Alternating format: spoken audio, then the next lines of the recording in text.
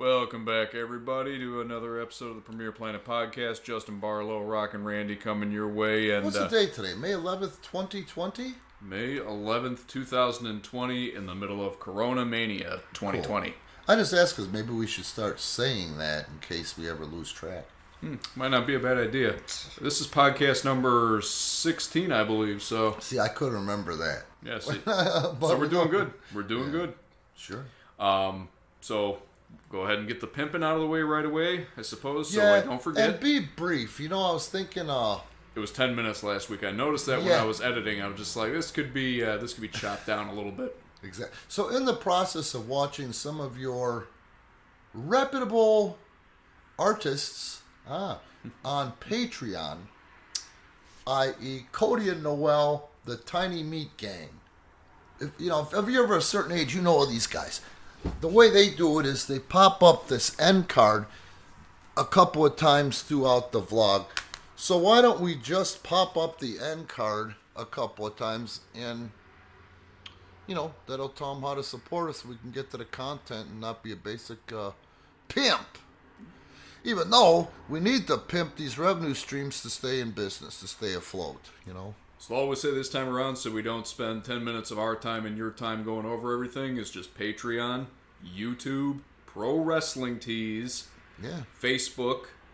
I think that's... and Pivot Share. Yep. PremierProWrestling.pivotshare.com/home, or just go to Pivot Share and search for Premier Pro Wrestling. And pay attention to the card, too. They call it an end card or an outro at the end of the podcast. All right, so last week we talked about a lot. What were some of the things that we focused on? Last week, our focus was on the difference between independent professional wrestling and indie wrestling. We also got a very unique Soul Taker story from you about eating in Bucksnort, Tennessee. And again, Soul Taker is the godfather, Papa Shango, and I think some other gimmicks up there, but those are the ones he's most well known for. Kama, yeah. Yep.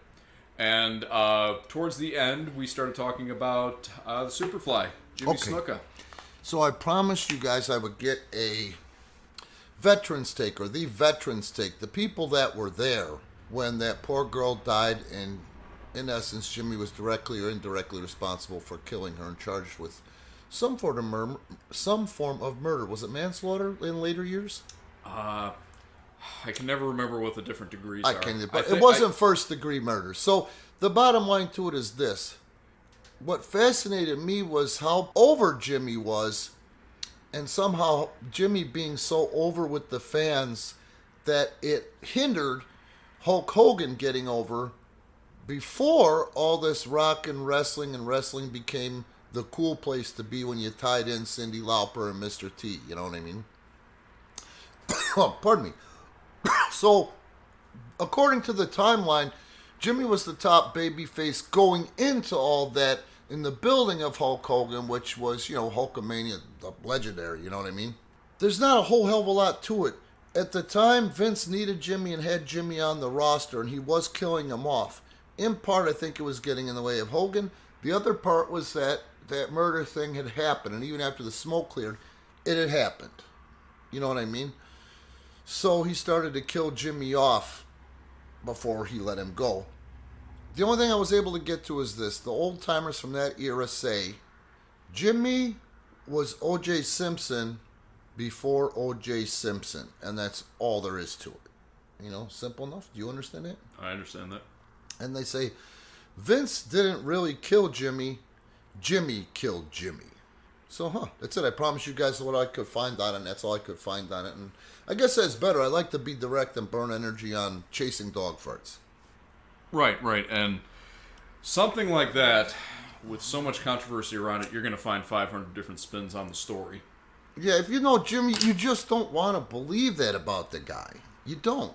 As a fan, as a promoter, as somebody that worked with him, you don't want to believe it happened. But in the same token, myself, I got sober at 16, 39 years of sobriety as of April 30th of this year, right? In a fucking blackout, I am capable of anything. So that's the sad part, and I know it had to do with addiction. You become Jekyll and Hyde. You know what I mean? Dr. Jekyll, Mr. Hyde. That's the addict and alcoholic, and I'm sure it happened in a blackout. Yeah. They always say, whatever it is, be it alcohol, be it cocaine, whatever it is, everything's always a hell of a drug. Or the combo. The combo platter's the worst. You know, in that era of wrestler, in that era of a lot of, I guess I'm going to say all athletes now that I think about it, professional football players, the linemen, their lifespan was shit from that era. You know, your bigger guys. You know, concussions weren't even a thought. You know what I mean? You got your bell rung. Get back in the fucking game. You know what I mean? We didn't think that we knew steroids weren't good, or those guys especially knew steroids weren't good. No, I don't think so. I'm going to say the era before me thought they would compare steroids to a supplement, and they were also a necessary evil. You know, so you're gassed up. It's illegal. It's illegal, but you never heard anybody arrested for steroids. What? You know what I mean? Yeah. And it became habit because your body was your most valuable tool in the ring. I mean, wrestling then was the land of the giants. And Jimmy, look at the fucking body on that guy. He might not have been the biggest, but at one point he had the best body in that company. He was jacked. Yeah. Early 80s. Oh my God. I think his traps might have actually rivaled Bruno's back in the 70s. Yeah. Well, you know, and superstar Billy Graham, of course. But you might not know this. Jimmy actually tore his triceps.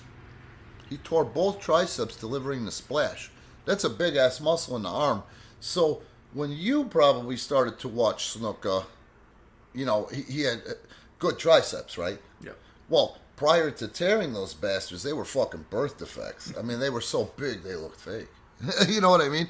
So we didn't know or care or think about the long-term effect. We didn't know shit. They didn't know shit. Science didn't know shit. You know what I mean? Were they legal? I don't know if they were legal, but I never heard anybody getting arrested for steroids or dealing them.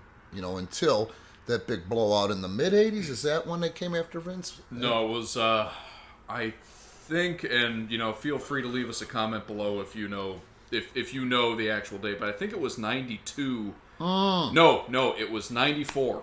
It was 94 because that's when Vince had his fallout with Hogan. Okay, so that makes sense where they started turning on each other and shit, and somehow Vince got out of it. So that's the point I'm trying to make. You know, you mix that with the painkillers and some alcohol, and that's a great start. Because you can't always get that stuff, or they couldn't always get that stuff, and it just became the way of life. You know what I mean? Yeah. Jimmy is a prime example of that shit, and I wouldn't find it hard to believe if the cancer that he ended up dying of was tied to that lifestyle. It may have been. I mean, a lot of guys who are sadly gone now. It was a result of what they had done to their bodies years and years before. And back then, I think who was it? Where did I see it? It was right after Warrior died unexpectedly. I think it was, like him, love him, or hate him. I think it was DDP was on what's her name show, the one who was digging really hard into pro wrestling about steroids and Nancy Grace. Nancy Grace, yeah. Yeah, what a bitch. He was. I'm going on record saying Nancy Grace. What a bitch. Oh God. And whether you like DDP, the queen of fake news, in my opinion. And whether you like DDP or not, she hit him with all the different steroid accusations. Well, he did steroids. Did he have steroid accusations, Paige? Huh? Are you talking about Dallas Page? Yeah. He had accusations as well? No, she was. Oh, the whole business. She was given the business about wrestlers being on steroids and about how that was the obvious cause of Warrior's death, and Dallas just throws his hands up and goes, "We all did them back then." Yeah. No, I want to say something first. He's not the greatest guy to put into that all back then. Dallas Page was a manager because in 89, 88, he could not hack it as a wrestler. So did he dabble in them? Yes, but that wasn't until the Monday fucking Night Wars. He ain't no wrestler. He can't say we all did him back then because he wasn't a performer back then. Go ahead, sir. Interesting timeline. Yeah. Interesting timeline.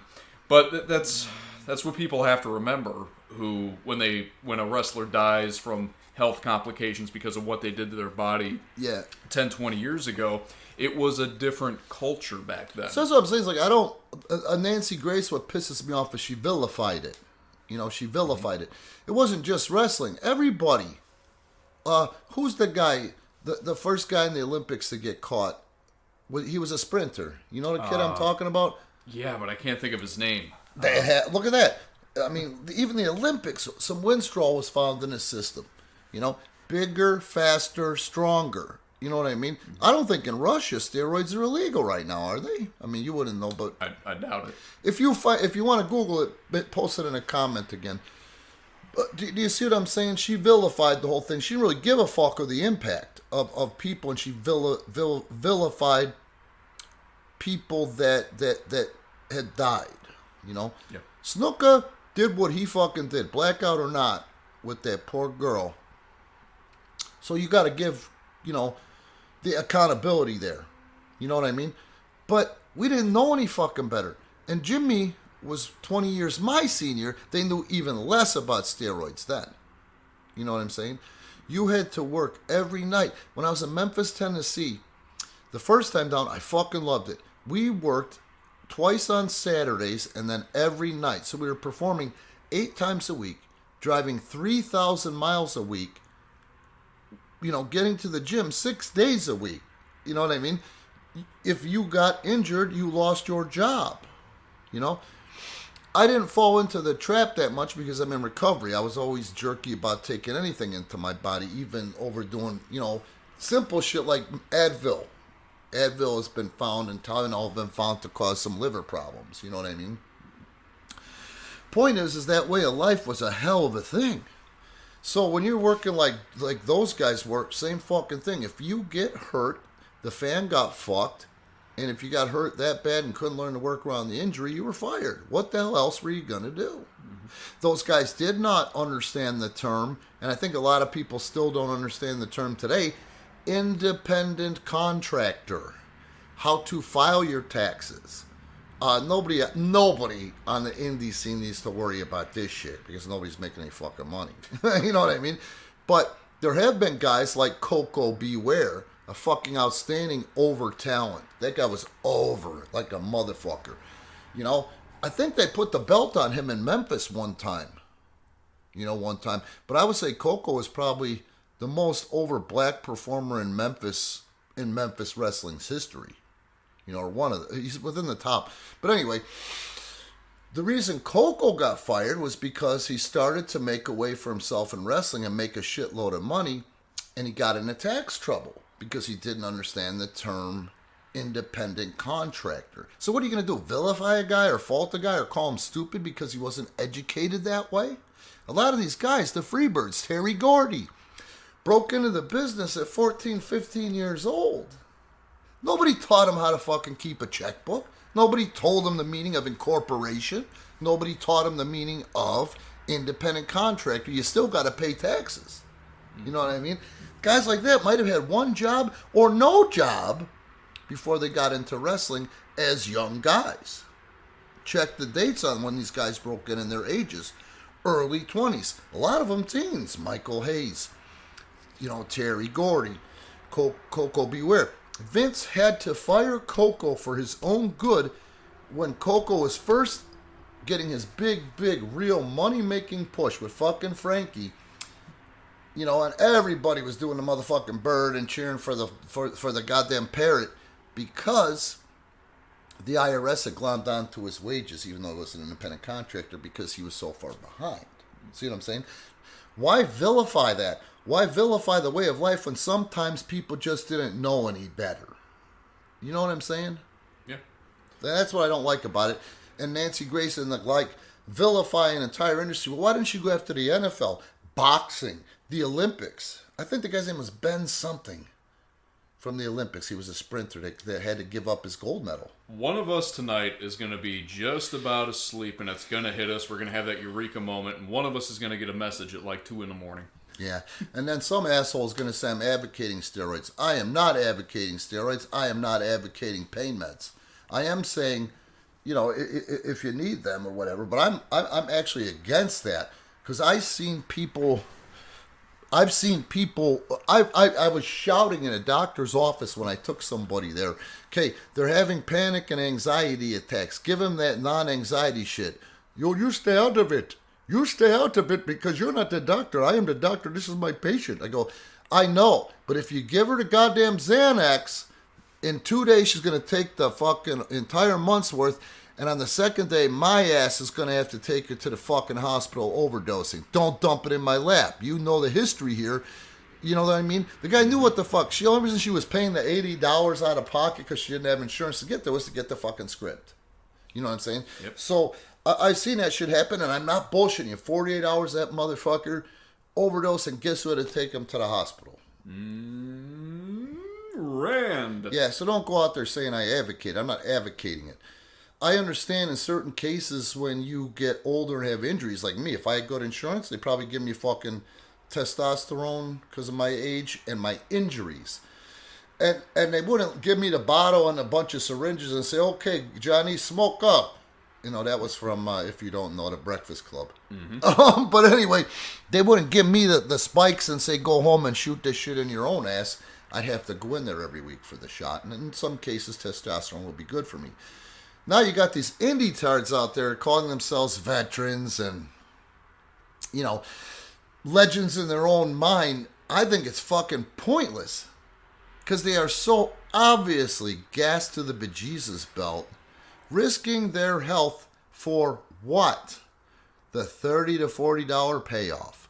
The opportunity to look like a real wrestler. I think that's just pointless and stupid because watch NXT, watch Raw. I don't watch AEW that much, but I would highly doubt it because I paid attention to a lot of the talent that those guys are gassed to the nines. You know what I'm saying? I'm sure it's all around. There's no fucking reason to do it today. But back then, it was all sports, bodybuilding, especially powerlifting, football, hockey, like I said, the Olympics. But Nancy Grace decided to go after one fucking industry, and that was ours. Yeah. And I think a lot of that had to do with the fact that pro wrestling has, especially since it's become sports entertainment, has been such an easy target for people who don't understand how the industry works. I can't remember who said it. It might have been Ric Flair, but I don't know for sure. Again, if you guys know for sure, leave us a comment below to clarify. Maybe I know what. Well, you think I don't know something here? I'm just kidding. You might. I'm totally breaking balls. You might. Breaking balls. Leave a comment after the podcast. Ball breaker! But they said, to those who believe, as in those who believe in the business, those who are fans, there's no explanation required. But for those who don't, no explanation will ever be enough. That's way before Flair. That is so far before Flair, which I'm not digging on Flair, that I can't even remember which fucking old timer came up with that shit. But that's the truth. Well, if it was before Flair, we're talking into the 50s and 60s probably. There's so much that you've seen that is not original, i.e., Flair. Nature Boy Buddy Rogers. Mm-hmm. You know what I mean? But yeah, the bottom line is like you said, no explanation needed for those that know it and love it. And the other thing is I've seen so many non-wrestling fans become wrestling fans when it's done right and go, wow, I've never seen a crowd react like that. Oh my God, I felt so stupid because I'm not an outgoing person. I was screaming my head off. Mm-hmm. What I mean? This is a true story. The one time that my soon-to-be ex-wife came to a show, she's I didn't know she came. Yeah. Oh, I didn't know. Well, her bosses actually dragged her there because idea. They asked her, "Have you ever been to see Justin MC a wrestling show?" And she's like, "No, I've never been there. I don't like wrestling." They dragged her there. They paid for her to get in, but she even she said she didn't really enjoy the wrestling, but she loved the characters. Yeah. She loved guys like, well, maybe love is a strong word, but she really liked watching guys like Chase Gosling in there, Chase Gosling in there, Matt Vine, doing their thing as characters. Yeah. So there's something for everybody, but wrestling has always been pegged as that thing where it's like, oh, it's fake, it's for kids, it's this and that. So it's always been an easy target. So you just brought up the focus of this one, and let's just put this fucking out there, and this is the truth. I am somebody that worked with Vince Russo, okay? I am somebody that knows Vince Russo. I was coming in and barely knew the man at WCW, and WWE, but watched his silly shit. And then I worked very close with this guy when I worked at Impact Wrestling from 2006 to 2007, okay? Vince Russo and Vito, you know that Vito guy that did the Italian gimmick? Big Vito? You talking about Big Vito who used to wear the dress on SmackDown? Yeah, but before the dress. Yeah, he was, was he, I think he might have been in the FBI with Little Guido and all those guys. Even before that, he did something at WCW too. But anyway, so here's Vince Russo, and this is the East Coast, and it's some odd hour. I want to say it was definitely during Red Eye. I don't think it was a primetime radio program. Back when, right before or right as Internet Wrestling Fan was incepted. Vito LaGrasso, that's his name. Vince Russo and that other guy who dabbled with Vince and WCW that was doing the rib on JR. Ed Ferrara. Ed Ferrara. They had a dirt sheet and not a book, but they actually got some radio time out there at an odd hour. And the boys can't help but be the boys sometimes. It's like tell a wrestler, you know, it's like the game telephone. They found some sympathetic ears on these guys who I'd like to call jock sniffers. And they are fucking jock sniffers. They're not fans that appreciate the shit. Justin was a fan coming into this with a respect for the industry.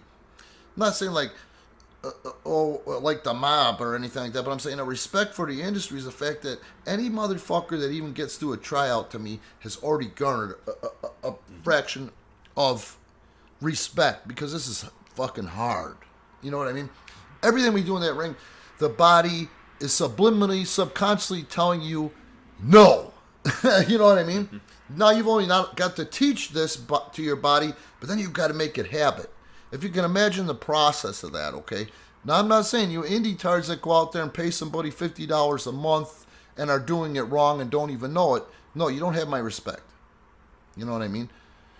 I'm not an asshole for that either. It's just where I come from. So, these fucking guys got some inside intel, and I bet you it wasn't even from the boys. It was probably from some hangers-on or somebody in the office or whatever. They started doing this Nancy Grace shit before Nancy Grace was cool about the steroids and that case. They actually received or got some factual information or information close enough to be real where they started doing this shit because it was equating to ratings or the, you know, keeping their forum on an actual radio station. They weren't even getting fucking paid for this program, attacking WWE for the fucking steroid thing. Then it later became into the sexual stuff of the ring boys and all that stuff, which is, you know, fuck, I didn't even want to go there. But the point I'm trying to make is that that episode's in the archives if you guys want to dig it up. Yeah. So Vince Russo was the head of this thing. He was the brains of the operation between LaGrasso and Ferrara. Brains used very broadly. Yeah. And to me, that's just a bitch. That's just a bitch. Because he just became a whiny... And listen to the guy. If you're a Russo fan even, listen to the guy. Everything he says it in such a whiny fucking manner. You know what I mean? He writes a fucking book. It's a fucking whiny manner. It's annoying to me. Bro, dude. Fuck you. It's not cool, and he don't mean it. I'll call you brother. I'll call you dude.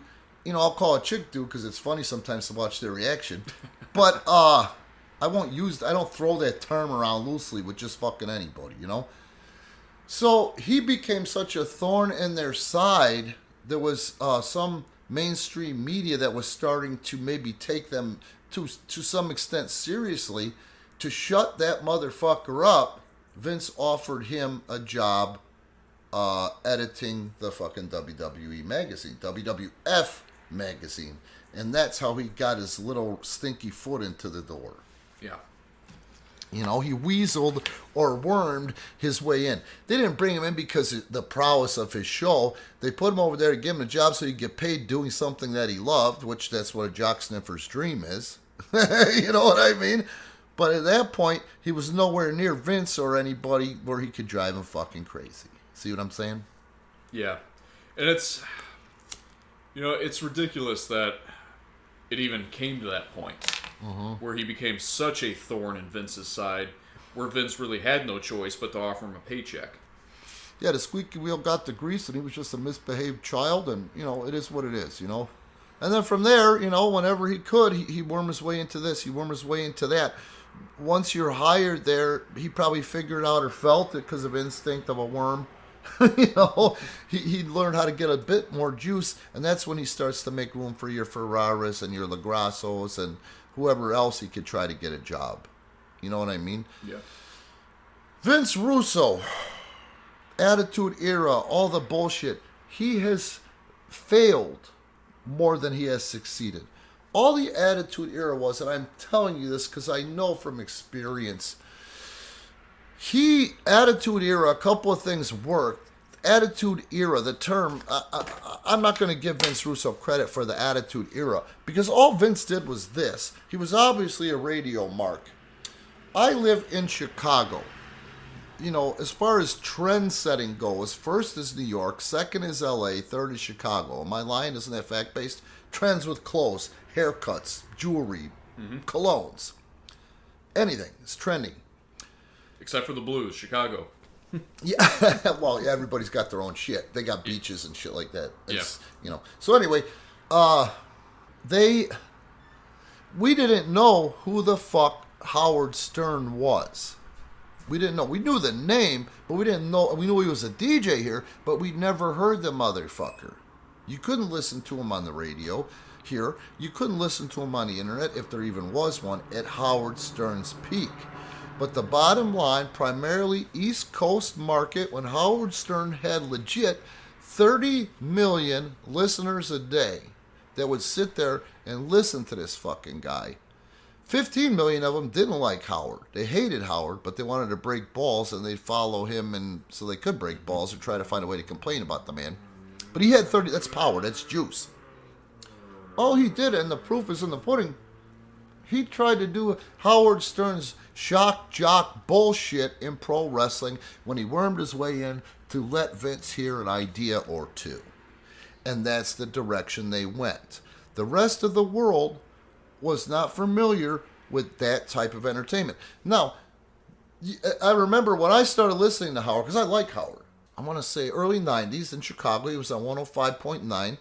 I never heard this shit, so I liked it. I loved it. You know what I mean? Because I'm like, geez. It was groundbreaking for a radio DJ to be out there doing what he did, the shock jock stuff. I mean, he did it like none other. Well, there was a time when he was there where he was Mancow Muller, and I like Mancow. I know Mancow. I brought people to Mancow on Mancow's program, Lawler, George Animal Steel. You know what I mean? But Howard, and we didn't know this, him and Mancow were fighting for the number one morning guy position, and that's when Howard began to uncover with facts that Mancow was taking Howard's bits and making them his own bits, i.e. the shock jock. So, Mancow Muller was the shock jock, number one Chicago.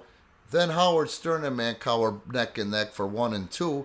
And then Howard Stern became one, and they had a war between 1 and 2. It was just like Monday Night Wars. I guess they should have called it Weekday Morning fucking Wars, where they're going back and forth. So that shows you how impressionable Chicago, the third largest populated area in the country, was. Imagine the rest of the country's response to reality-based television, same fucking thing, to shock jock bullshit. So that was a streak of luck, and he used to bring in Fred the Elephant Boy. That was a character from Howard Stern's Whack Pack. He would bring in this other guy, I forget his name, with a tiny penis. He brought that guy in, Bigfoot, who was part of the Whack Pack. He was featured in The Devil's Rejects. You know what I mean? Remember the older brother? Never saw the big brother. Okay. So, the guy died too out of giantism. So that's what he was trying to do. And it was just a blatant ripoff from Stern. And Stern's Whack Pack, they loved it because they could get a payoff. You know what I mean? One of the funniest things I ever did was, I told you about Robert Fuller. Robert Welch, Ron Welsh, Tennessee Stud and the Tennessee Stud. They are the sons of Buddy Fuller, or Buddy Welch, who is the son of Roy Welch, who is the brother of Herb Welch, who, if you watch The Dark Side of the Ring, Dr. D, David Schultz, just gave credit to the Welch family because Herb Welch trained, basically beat the shit out of Dr. Death, and he kept coming back, and then they gave him his first run into all the industry. They took pro wrestling out of the carnivals and brought it into the arenas. That's what they're famous for, and I love to hear that affirmation out of David Schultz. You know what I mean? Because I've been telling people that for years, and up here up north, you don't know who the fuck they are, and you don't know the importance of Dyersburg, Tennessee. The funniest thing ever was I hadn't seen Rob in a while, and I had started doing some extra work for WWE, and I was up there, and I go, Rob, I got to introduce you to this guy. I want you to meet my friend Fred. And that's Fred the Elephant Boy, who's so speech impaired. And old Rob, I mean, I'm not going to say Rob's a redneck, but Rob's from fucking Dyersburg, Tennessee. You know what I mean? And I said, I'll be back in a minute. You two talk. And then I just walked down the hall and watched these motherfuckers because, you know, you can't understand a word he says. And here's old Rob. And it was the funniest thing. He couldn't go, son, that was a good rib. Don't ever do it again. Is that fellow there retarded? You know what I mean? Oh, you know what you were doing. You knew what you were doing. Oh, it was fucking awesome. And if you know Rand, you can imagine the look he probably had on his face when he was walking away going, oh, you guys get to know each other. And yet it was finally to the point where I finally was able to shoot back on Rob. So it was great. I mean, so you can imagine my excitement and how happy I was. And I'm grabbing everybody, the names, to anybody. You watch, look at Rob talking to Elephant Boy. You know what I mean? It was fucking awesome. Jeff Jarrett was there laughing his balls up. You know what I mean? Rob had ribbed me for fucking forever. You know what I mean? So it was nice. So anyway, fast forward to WCW, and here's Vince Russo, who is a mark for Jeff Jarrett.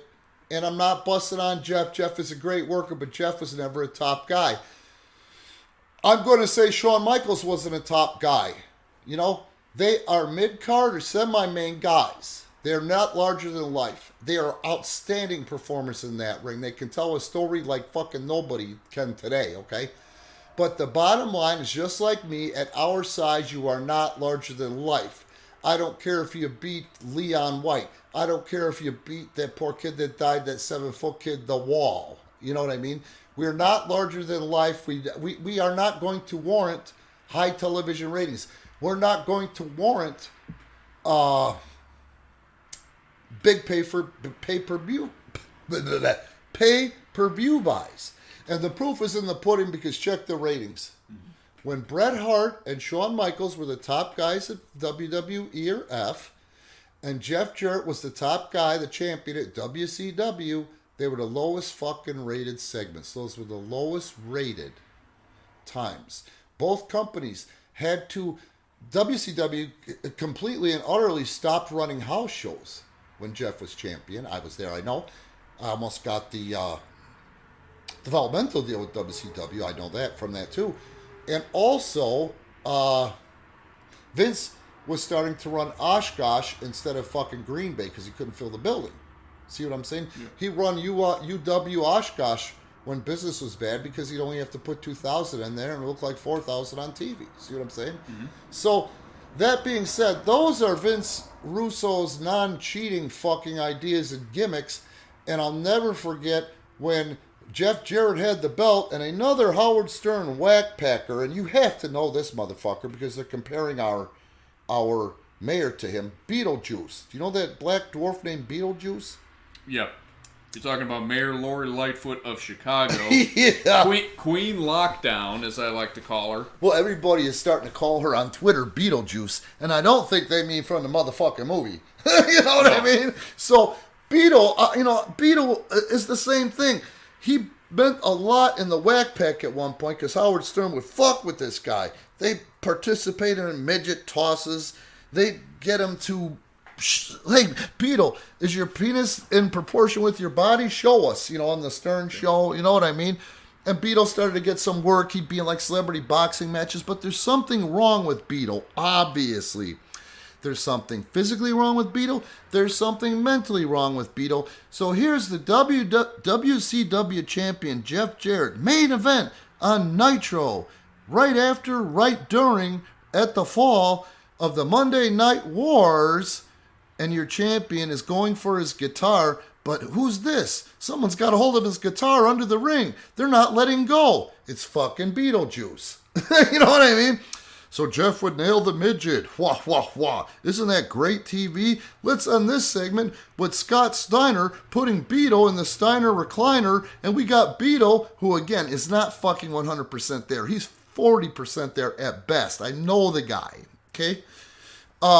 In the Steiner recliner in a Superman suit and run the credits on that. Okay? That's Vince fucking Russo. That's Vince fucking Russo. Okay? Vince Russo doesn't have a creative bone in his body. No. Vince Russo, he's credited with his work in WWE, but he had a filter, and that filter was Vince McMahon. It wasn't just Vince. It was a lot of people. And you can hear... and now, I'm not going to do what Jimmy Cornette does, because Jim Cornette, everybody thinks that's work. That ain't no motherfucking work. Jim Cornette wants to get into a fist fight with that motherfucker and beat him until he cries. He won't be satisfied until he makes him cry. I don't think Jim has it in him to kill him, to be honest with you. But Jim wants to make him cry. You know what I mean? He really does. He wants to hear that man cry because he has killed so many careers. He has destroyed wrestling companies. And that kills off opportunity for a lot of individuals, for a lot of companies, and it's very painful for guys like Dutch Mantell, Jimmy Cornette, Randy Ritchie even, to watch money get flushed down the toilet that could create opportunity for us. A lot of talented people I don't even know, but a lot of fucking talented people that are and were and will be my loved ones until I fucking die. You know what I'm saying? Absolutely. And I mentioned this, it was either last week or the week before. You and I talk a lot about the state of a company like AEW. Yeah. The fact of the matter is, the reason that it's so upsetting that a company like that is run the way that it is, and burning money and opportunity, is exactly as you said. It's not that they have a bad product, so to speak, but they're taking away these opportunities. They're taking away the potential for themselves to create as well, the bro. opportunities For themselves as well. Look what happened to Jeff Jarrett, the founder of TNA Wrestling, the senior vice president of TNA Wrestling. The golden rule applies to the wrestling industry, and Jeff is living, breathing proof. Thank God the man is sober today and useful at Vince McMahon's for WWE as a producer. But he founded that fucking thing and put $1 million of his own money into that fucking thing, only to end up 3 or 4 years later being forced out of that fucking thing, his own baby. The golden rule applies to whoever invests in that shit. You see what I'm saying? Yeah, but he who laughs last, because when he went back to Vince, he took the parts of TNA, the footage and the video library that he still had the rights to. He took that over to Vince, and now they're talking about TNA on the network in interviews with guys like Styles. Oh, but hopefully he has some stuff that they haven't seen, because in an effort, a desperate attempt, they gave away that footage a long time for nothing. Forever and a day. I can't tell you how many people probably have that fucking shit saved from the hard drive, because there was every fucking thing. There was barely anything exclusive that they weren't giving away for free, trying like hell to gain and garner interest in TNA wrestling. When I was there, proof is in the fucking pudding. Dutch Mantell was the booker with Jeff Jarrett, and they sprinkled in some Vince Russo. Okay? Then you also had Jimmy Cornette as part of that. Okay? The ratings were a 1.1. Okay? 1.1, man. When it hadn't even been on TV a 3 years. Couple years on Spike, a year? They went to Spike, I think, in 2005. So yeah, when I got there in 06, it was a year. See what I'm saying? And we got it up to a 1.1 and then kept it there for that whole year. Then when they fired Jeff, we all knew what was coming. You know, I was next because I was considered a Jeff guy. And they waited to shit can me till Jeff went on vacation merely months after his wife had died of breast cancer. First it was Jeff, within a month it was Randy, and then within 2 months it was fucking Dutch. And look where they ended up. Yeah, so I know Vince Russo's creative. Vince Russo's gifts, these are his gifts. He has a wonderful understanding for a man of his age at the time of the industry and the history of the industry. From a fan standpoint to a somewhat of a business standpoint, he must be educated to some extent. educated, scholastically, because the man knows how to write. He can write well. You know what I mean? I don't think he can make up a character and sell you a book, but if he sat down with somebody who had a story to tell, he could write it well with them. Yeah, well, he used to have his own column in the magazine. It was called The Bite. He called himself Vic Venom, and it was well written stuff. I give all the credit in the world to Vince Russo's ability to write. His greatest asset to pro wrestling is and was the way he formats television. Now, for granted, that shit is done with software where it does a lot of work for you now. But that motherfucker knew how to script the program. I don't think he knew how to format the program, because you can't, formatting's a whole different fucking thing. But the scripting of one and working as part of a team that writes it, but not fucking creative. When I worked at TNA Wrestling, he didn't even know it. I would get the script first. I would make sure I'm the production manager. I got to get this fucking script, and I have to bridge the gaps. I'm the production manager that knows this bullshit for my expertise inside the ring and out. That gave us a tremendous edge over even World Wrestling Entertainment at the time. You know what I mean? So I would get the script first, and then I would get with my people, my carpenters, my art designer, my art director, David Sahadi, the director or producer, and Keith. God damn it, I'm such a jagoff. I can't remember Keith's last name right now. Also director, you know what I'm saying? Right away. And then I would get with Dutch, Jeff, and fucking Russo. Because you got to prepare. They had no communication there, and that is because of Vince Russo. He would want this, want that, want the other thing for his idea. And then the fucking wouldn't tell nobody, so here comes time to do it.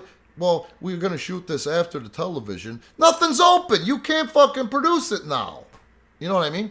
The worst thing in the world was fucking Vince Russo fucking not giving a flying fuck about the fans outside waiting for the taping to start at the Impact Zone. First of all, Universal wanted people from the park to come in. They didn't give a flying fuck about wrestling, man. They don't go to Universal for the wrestling.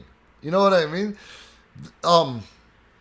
Then you had your diehards who gave a shit about Impact Wrestling. Bless their fucking hearts. Bless their fucking hearts. But that was enough to fill a third of the building for the camera. This motherfucker wouldn't care if you opened 90 minutes late. Okay? There were people out there, old lady in a wheelchair one time, who had fucking heat stroke. They had to fucking airlift her ass out of there to save her fucking life. David Sahadi's father was waiting out there. And Vince Russo had that motherfucker roasted in the sun in 90-degree humidity. And that's when it changed. That's when I got their fucking attention and said, fuck this. It's Russo. He reinvents the fucking wheel. How are we going to control Russo without letting Russo know we're controlling him? Jeff was with me, even though Russo was a mark for him, and so was Dutch. See, they're with me on certain points. We had two guys on there, Bruno and Tilly, that were workers, and their tag team name was Phi Delta Slam. Tilly and Bruno, everybody knows. If you hung out with those motherfuckers, Justin, you would enjoy them. They're just likable fucking guys. You know what I mean? They're a riot. They were workers, and they worked a tad for WCW when Dusty had the book, and Dusty was trying to get him in and get him over before he got shit canned, and it never happened. They only had a couple of appearances, but if they would have gotten a chance, they were fucking hilarious guys. All they had to do was be them fucking selves, and one of them could do a fucking moonsault at 400 fucking pounds, but sweet, beautiful, light motherfucking moonsault. Nice guys. Like I told you, charismatic as a fuck, okay? They were there, but they had these guys that had some wealth of knowledge, and they weren't using them for whatever reason. They were getting paid peanuts.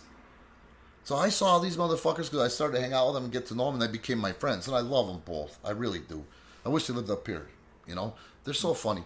I said, you guys, I got an idea. So we put our heads together and said, this is how you control fucking Russo. You guys be you. Do your fucking thing and watch the fucking clock.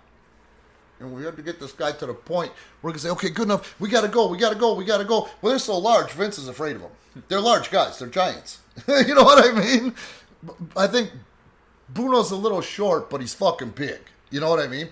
So these motherfuckers started controlling him. 1, 2, 3, 4, 5 weeks, we're getting TV open on time. Dutch is laughing his ass off, telling me how brilliant I am. Because we're getting Russo. Russo don't even know we're fucking controlling his stupid ass. Jeff is going, well, it is more efficient. Jim Cornette's life is better. You know what I mean? And Bruno and Tilly are starting to get a decent payoff, and they became producers of Impact Wrestling. There's your fucking Vince Russo shit. When I left, and everybody left that knew anything, that had a fucking clue that were wrestling people, the rest is history. Does Vince Russo, I see him still trying to stay relevant out there. Is he still claiming to be a Christian, or did that pass? No, he absolutely is. He is still saying that? Yeah, I remember there was something that came out 4 years ago when Hillary got the Democrat nomination for president. Of course he was with her. He voted with Hillary? No, he didn't. Oh. He came out and he said, and what... Oh my! I can't even believe, because this sets Christianity back a good 500 years. So he's not a good example. No, but he came. I guess he came out and said that he would not be voting for Hillary because he was a Christian and did not believe that women were on the same level as men. He believed that women came from the rib of a man and were not on the same level as a man, and therefore should not be leading a country. Do you see the thinking of this motherfucker? How can you say something like that publicly and then still in your mind's eye think you're a fucking brand? And I'm sure he said in that 2000 and whatever the fuck. You cannot be. It terrifies me. It terrifies me knowing that this man has children running around. If that's his actual thought, they got to be adults by now. I'm actually hoping. I'm hoping and just. I pray that was just something he put out there to get attention on himself. They got to be adults by now. Like, Jimmy's pissed. Cornette's pissed off. It's not a work. Anybody who thinks it's a work doesn't know shit about shit.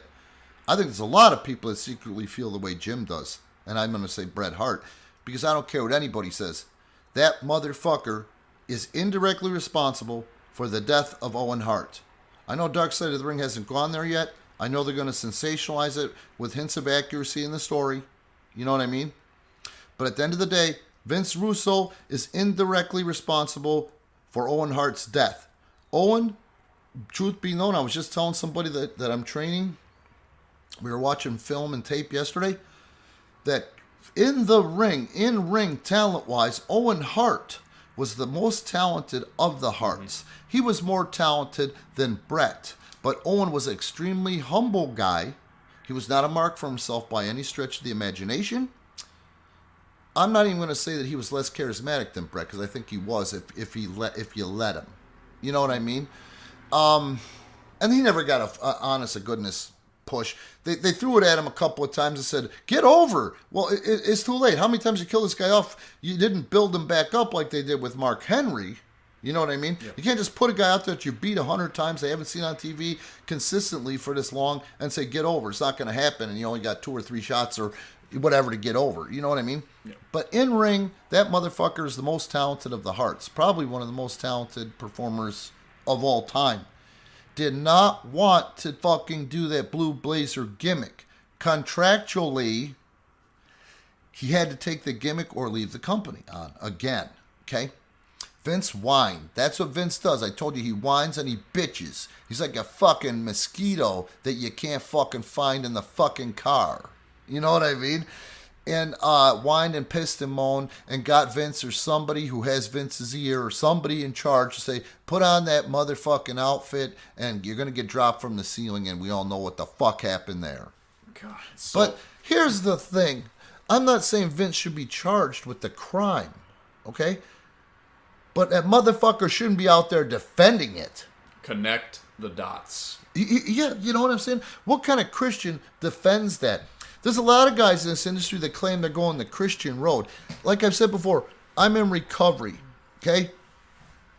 I am a Christian, you know what I mean? But I'm a guy that takes Jesus' word direct. The guy didn't say shit. Barely. You know what I mean? Direct. You know? So I take the Sermon on the Mount and I try to apply that to my daily living. Okay? At the end of the day, it's about how grateful I am. If I am doing more good to the world every day, and I do a lot, whether you know it or not, or whoever knows it or not, or notice it, but I don't brag about it. And I'm not bragging about it now. What I'm saying is I'm useful. You know what I mean? That's what he wants. I'm not a Christian if I'm in denial of a part of responsibility. You know what I mean? I admit when I'm wrong, and I have to be accountable or I can't stay fucking sober. This motherfucker and these other motherfuckers, when I fuck up, I gotta fix it. If I fucked up and fucked you over when I was using and drinking drugs, it's a block and barrier to shame, guilt, which are fear-based. I'm not going to be as useful because it's a block and barrier between me and my higher power. I'm not going to be a useful human being until I clear that shit up. So you can't just flick on the switch one day and say, I'm a fucking Christian, and not make amends. Not make your shit better. Making amends is not saying you're sorry. It's fixing your fucking situation. So it's livable and it's sincerely accepted so your conscience is clear. And you know when you make an amend if you're full of shit or not because your conscience fucking tells you. And do people really think God's an idiot? People walk people walk around, they say, oh, I'm a Christian, and then they go around, they avoid accountability, they treat other people like absolute dirt, but they go around and they say, I'm a Christian, and they think God's up in heaven going like, oh, well, hands off, he's one of mine. Yeah, you get a fucking buy from lip service. You don't. Now, I'll use the language that I fucking use. You know, I've always got my balls busted about language. Now, you got to understand where I came from. I've been on my own since I'm 15 fucking years old. There was no DCFS. There was nothing available to help me. I've been a fucking hard, long, dirty, filthy, fucking rough road, okay? I still go to meetings at 39 years of sobriety with a Lutheran pastor. On the scale of Christianity, aren't Lutherans and Presbyterians like hard-nosed motherfuckers? Strict, I'm saying. It depends. I mean, there's certain pockets of any denomination who are very conservative and others who are very liberal. Well, I've known Lutherans to be kind of hard-nosed, you know what I mean, on the stiff scale for Christianity, you know.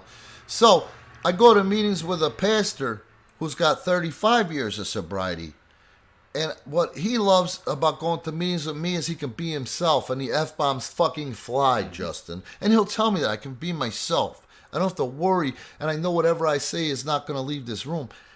I've talked to Father Joseph C. Martin about my language early on in sobriety. He said, God doesn't give a fuck about language. You think he's got time to sweat for that? He worries about what's in your heart and what you do.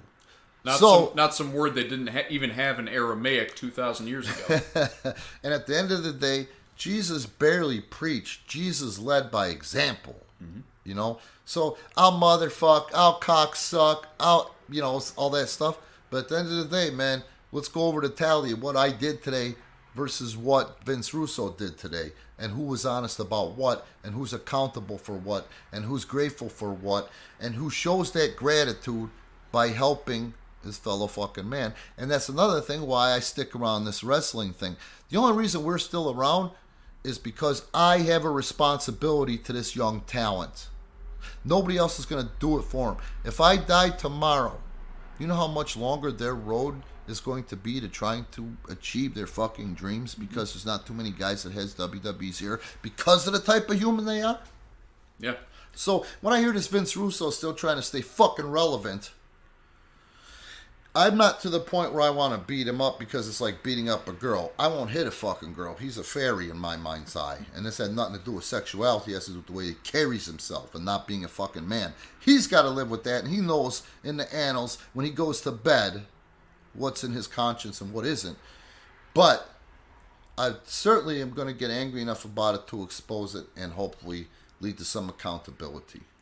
You know what pisses me off as a wrestling fan growing up in the 90s? Tell me. That son of a bitch takes full credit for the rise of guys like The Rock and Stone Cold. That's not true. He had no fans on. No. His thumbprint isn't on those guys. Nope. You know what I mean?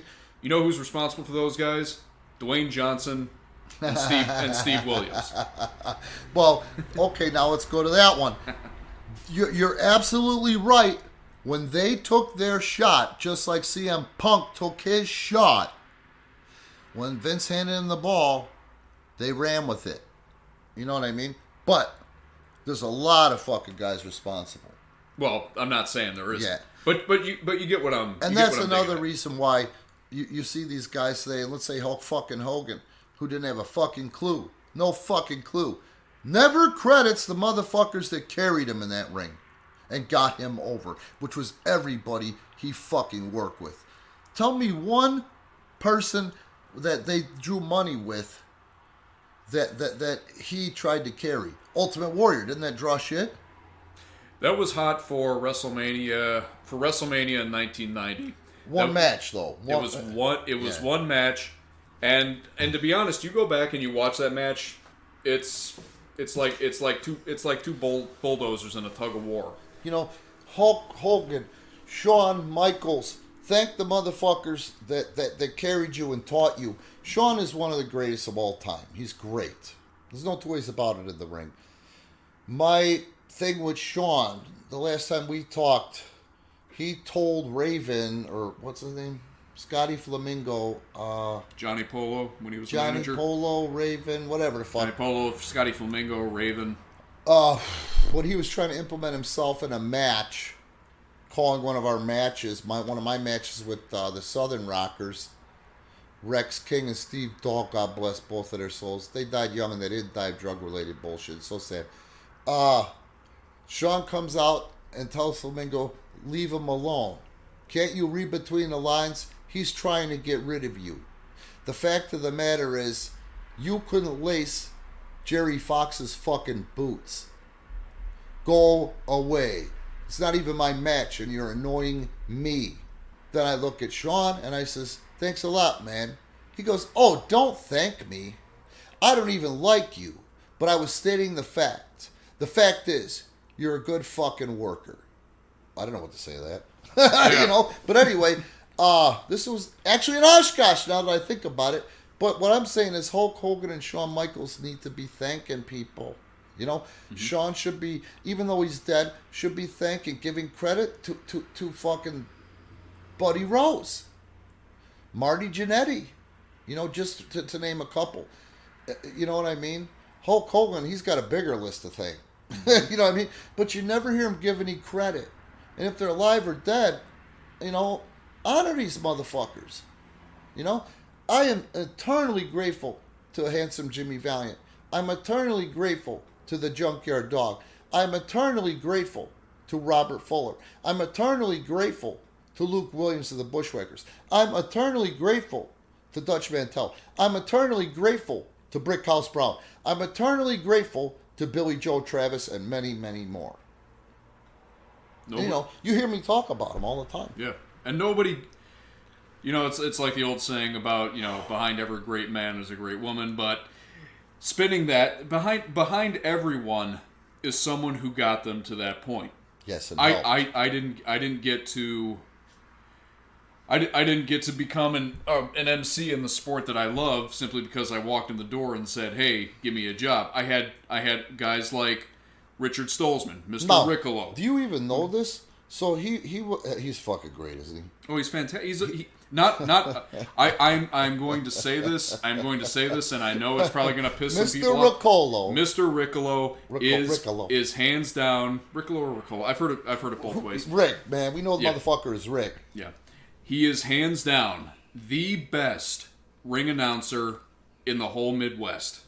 Hands down. Yeah, but when he works for anybody that I'm aware of, it's just so sad because it's like putting fucking lipstick on a fucking pig, man. Yeah. This guy adds so much class. He's so talented. You know, he's another one that could add so much to AEW. Really. Oh my God, yeah. You know, to those live shows. He knows how to fucking give him work. the platform and you'll see what the magic that this guy can bring. And he's a decent fucking human being. And he's an entertainer. He's not just a ring announcer who's going to stand there and tell you this.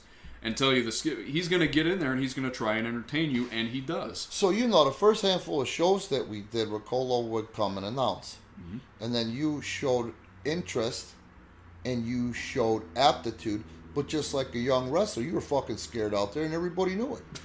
So, what I kept saying to Riccolo is, look, I know you can't make all our shots. I want to start running fucking weekly. And just like I do with these guys, I said, do me a favor, work with this kid and carry him. Did you know I told Riccolo that? I know you told him to work with me. I never knew that you told him to actually carry me. To teach you. Yeah. You know, to teach you. Please teach you because you can't make it. And he would fucking do that selflessly. He didn't compete and say, uh-oh, this guy. He knew, yeah, fuck, I can't be here every week. We got to groom this kid. Yeah, you're right. You know what I mean? And you know, there was never that teacher-student dynamic between us. I knew that he was teaching me things, but I also felt like he had he respected me as a peer. Yes. And didn't see me, I'm teaching you, I'm better than you. He's like, no, you're one of us, now let me help you through.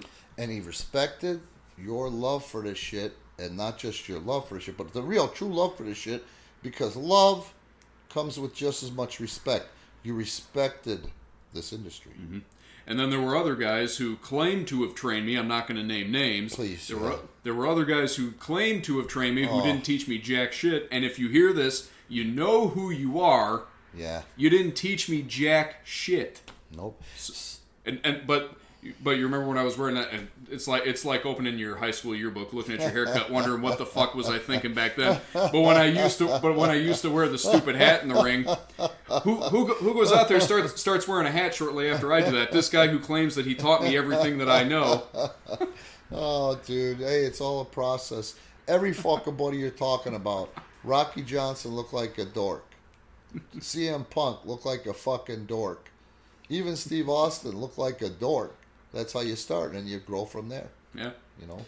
You know what's funny is I actually just, yesterday I watched Austin's documentary on the network, and you look at him when he first came in and he was working with Chris Adams and those guys, and he was stunning Steve Austin, a long blonde hair, 275, 280 pounds, 280 pounds, but he had the neon almost Jesse Ventura, Billy Graham like tights on, and like those are made by Joanne. I don't think she's alive anymore. Joanne used to make all of our gear, including Sean and Marty's. God bless her. I know you had some really flashy stuff. Joanne was the best, and she was so quick she could sell us these amazing tights that lasted me 20 years for $15 fucking dollars. Designs you've never seen before. But it's so funny to look, you know, where he started in the late 80s, and then just fast forward to just, you know, 7 years later. Yeah. He's wearing black boots, black trunks, and he's the most over guy in the business. And he drew money. Oh, God, you know? Yeah. So, back to this now. Let's spin it back to Premier Pro Wrestling. We'll use these stories and stuff because you can't get this stuff anywhere, the inside stuff. And not many people had to work as closely with Vince Russo to fucking expose him. You know what I mean? That's something you can't get anywhere else. That's exclusive because, you know, the other guys are going to say shit that actually know him because they're afraid of whatever. I'm not afraid of this shit. If it's a piece of crap and Vince and my well-being rises and sets in Vince Russo's ass, that's something I'm running the fuck away from. I don't want anything to do with that. You know what I mean? Let's talk about our shit. You know, let's talk about our talent and the heart here. You know what I mean? End it on the highest note we know how to end it on, and that's with our talent. That's what our talent brings to the table. And our mission. You know, we got to get it out there clearer, and you guys will hear it first here, but we're also going to tweak it. If you want to throw some suggestions at us, go ahead. Please. If you're listening to this on Patreon, we've said it before, by contributing, you're essentially a producer. Exactly. You have a hand in this, so don't feel like you have to take what we're throwing at you and not give anything back. This is a give and take situation. So if you have suggestions, throw them at us. We just ask that you're not a dick about it. Yeah, don't be a dick. But anyway, so what I'm getting at is this. You know, I watch all these companies, and let's talk about the ones that are perceived as top companies. I don't know anymore what's what, but you got TNA. I don't know what they're doing. I haven't watched that, so I can't judge it. You know what I mean? I hear they're still around, knocking around. They got a new money mark. Then you got Ring of Honor, you know, and you got MLW, which I'm not going to bash MLW because I don't know that much about MLW, but Savio works there, and Savio knows what the fuck he's doing, man. He knows his business like nobody else at our age, you know what I mean? and then you got AEW. Everybody's trying to be the anti-WWE, right? Mm-hmm. They all throw little jabs for their own inside jokes and bullshit, which is just nothing but the phrase from tapping into the mainstream fan. And I even think a lot of your educated fan is getting fed up with it because in the process of trying to be WWE, who calls themselves first and foremost for the last few years a male soap opera. Am I correct in that? I don't know if they officially call it. Yeah, I've read it in so many places. They describe themselves, what we are is a male soap opera. Well, these motherfuckers are trying to be a male soap opera. If they hate WWE so much, why are they all trying to fucking do vignettes with guys that don't know how to do vignettes? Promos with guys that don't know how to do promos. You know what I mean? 8-minute matches. You know what I mean? And then call them a worker. Premier Pro Wrestling is, always has been, always will be a wrestling company. Shut the fuck up and wrestle. No, I'm not saying there's not going to be promos, but you're not going to see promos by guys that can't do it. You're not going to see promos by guys that don't know how to do it, can't do it, or afraid to do it, and have to have an acting coach coaching them before and after they do it. You know what I'm saying? Mm-hmm. Our focus is the wrestling, the in-ring action. We are a wrestling company. And that's what we want to deliver. That's what we want to be known as. And I think that at the end of the day, I only said that once this time. At the end of the day, and this is the most appropriate time, a wrestling company is exactly the viable alternative to World Wrestling Entertainment. Mm-hmm. A company that could get it out there and keep sponsoring us, keep growing with us, keep patronizing us. You know what I mean? Whether it's the t-shirts, Patreon, or the subscription, because we're going to get there. We're going to get to the point and we're going to have an impact. And we're going to operate like we always have, even when we had nothing or have nothing, actually, a professional sports team. Mm-hmm.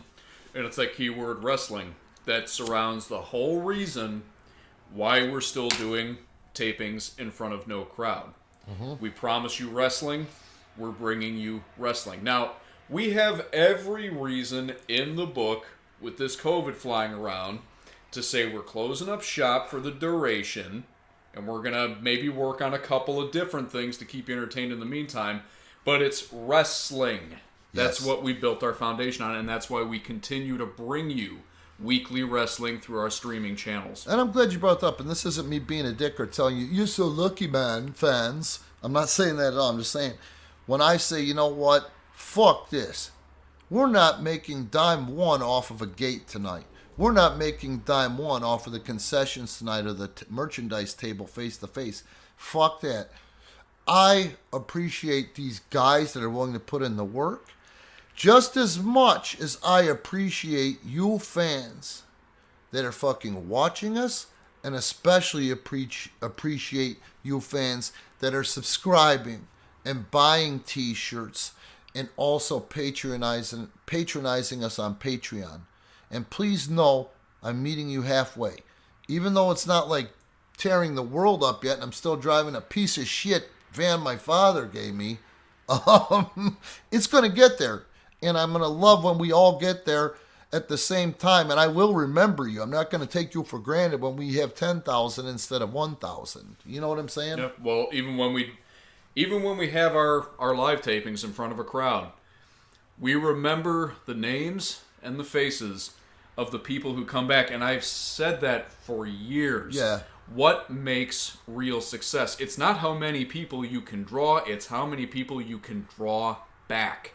Exactly. And keep them coming back. You know, in life, period, I swear to God, my kid, she's befriended, and trust me, I'm not being ignorant, there's nothing dirty going on, but this wonderful fucking kid who played, God damn it, I can't remember the name right now.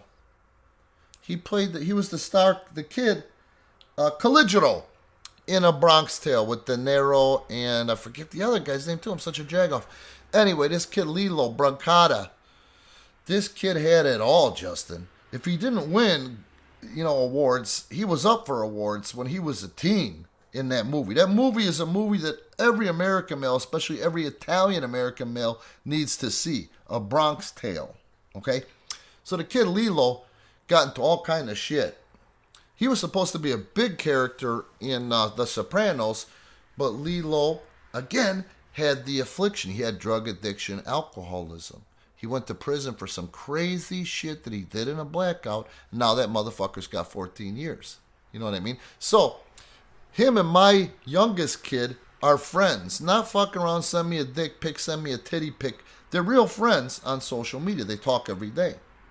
This kid and her have a common thread with my sobriety and her mother trying to get sober again. So it's cool to fucking watch. But at the end of the day, that movie, A Bronx Tale, shows you a lot about the little things that count and what really matters. It's a great lesson in values. You know what I mean? The door test. Do you know what the door test is? No. Okay, so you go to pick up a girl. You know how the relationship's going to go from the door test. And I know this. I've done this. My fucking ex-wife, I knew she failed the door test. So you lock both doors. You go and get her at the door and you take her to the car. You unlock her door and then you walk around to unlock your door. If she doesn't reach over and unlock that door for you, she's a selfish broad and dump her. You know what I mean? And trust me, I've done it with some girls that have fucking done it. That's not a selfish broad. Then I did it with my ex-wife. That motherfucker didn't unlock the door. You know? And look how that played out. You know what I'm saying? I should have known. But the little things matter, and that's what I'm translating it to back to us. The little things that you do to us matter to us. If it's a $19.95 t-shirt, if it's the $5 subscription to the streaming, if it's $1 to get this podcast on Patreon, if it's $3, if it's $5, any of the tiers we're going to be coming up with, we appreciate you. You are the customer, and this is what the fuck we do it for. Every dollar you guys spend on us, not even just money, just taking the time to watch what we put out there on a free platform. Or to react if you don't have money, or you know. Watching something on YouTube, putting one view on one of our YouTube videos, that tells us and pays us the greatest compliment of all, that you believe in us. The thumbs up, you know what I mean? The likes, the shares, fuck. I mean, if you don't have money, like I don't have money, I don't belong to shit. You know what I mean? Right now, because we got COVID and I'm the whatever. But hey, man, I mean, that time and energy you put into us is fucking appreciated as well. Absolutely. Let's close this son of a bitch. And again, pay attention to the outro, if you would be so kind, and support us if you can.